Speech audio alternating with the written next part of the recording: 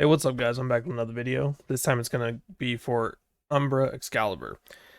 He is a really fun Warframe, and you get him for free just by going through the story. Super simple to get. I mean, you will just get him. It's not, you're not farming for pieces forever or anything. You're just going to get him through the story. So definitely worth building if you like melee frames. Otherwise, you probably don't want to build him if you don't like melee. But if you like melee, definitely give Umbra Excalibur a try. With that being said, though, let's go ahead and get into the build. So first off, let's go through his abilities. His passive, Umbra exhibits sentience in combat without transference control, attacks 10% faster, and deals 10% more damage while wielding swords. So you will also get it's called a Skiajati, I believe. Um, Go ahead and wield that or some other sword.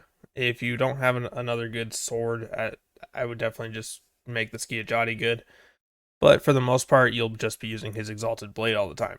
Summon a sword of pure light and immense power, and it'll be your main weapon.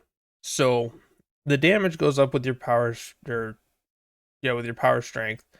Um, the drain per second, I mean, yeah, duration would help it, but you don't need it. You really want some efficiency so you can spam your other abilities.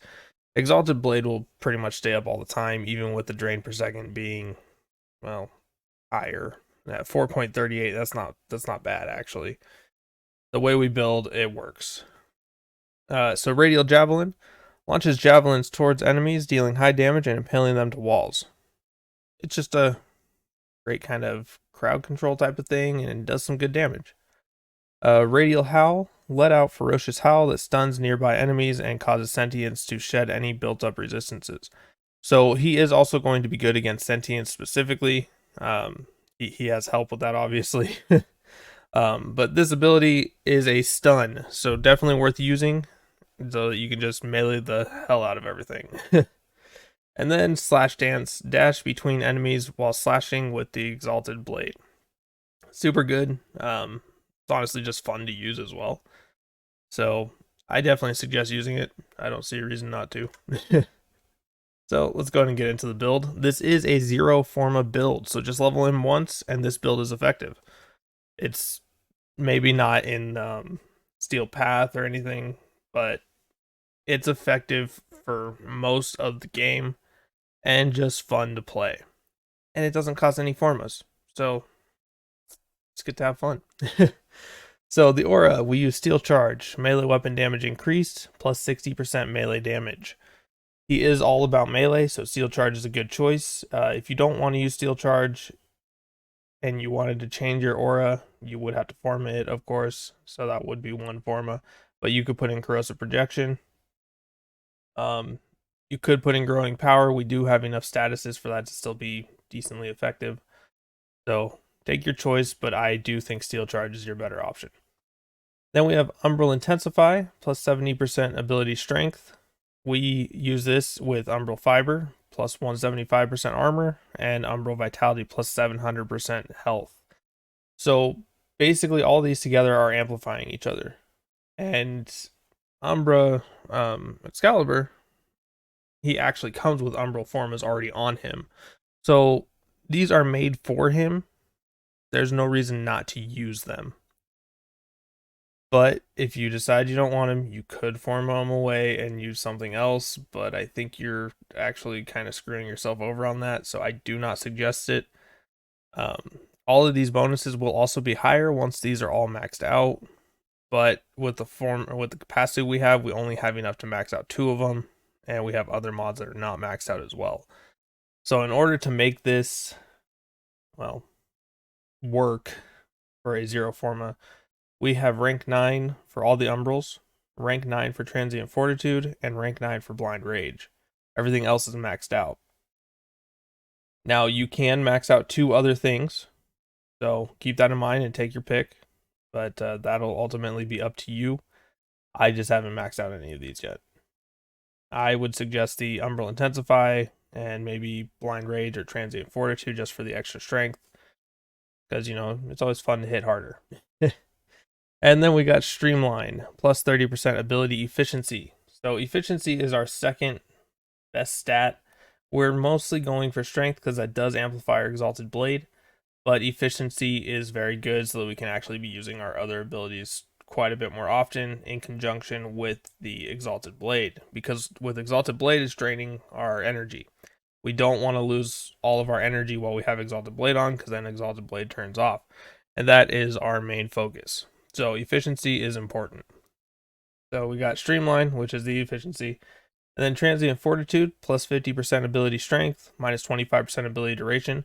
You absolutely 100% could try to put in something else, like say, if you feel like you need duration, you could put in continuity.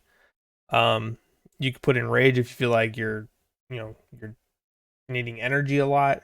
That's actually probably not going to hurt at all.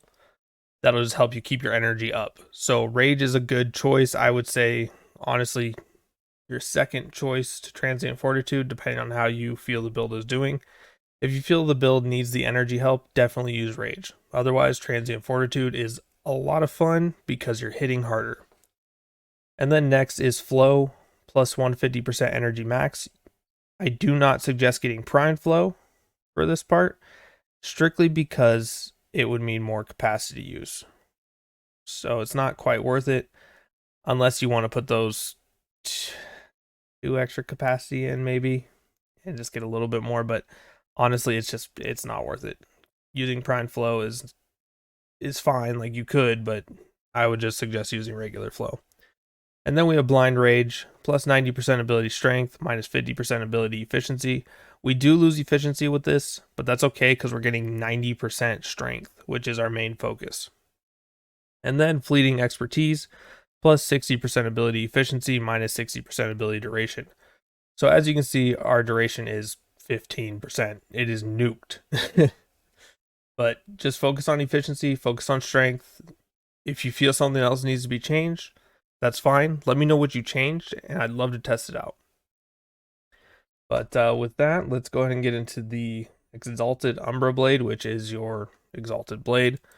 Just going to go do a quick overview. So we use Exalted Blade, obviously. I don't think you can actually change that. So everyone has that. Then we use Sacrificial Steel and Sacrificial Pressure. These are not maxed out. This is also 0 FORMA. I have this one at 7 and this one at 6. So you can get the Sacrificial Pressure to 7 and use up all of your capacity that way. So up to you. They do have the Umbral Formas, so these are definitely worth using. Sacrificial Pressure, a little less, but it amplifies your Sacrificial Steel, so kind of keep that in mind. Plus, it'll help you with sentience, so just keep that in mind. I mean, it works. And their Umbral Formas, it's hard to want to get rid of those because they're so rare, and he just already has them on everything. Basically, I don't think any other frames actually have Umbral Formas already on them, and he does. So, honestly, I would just use these two.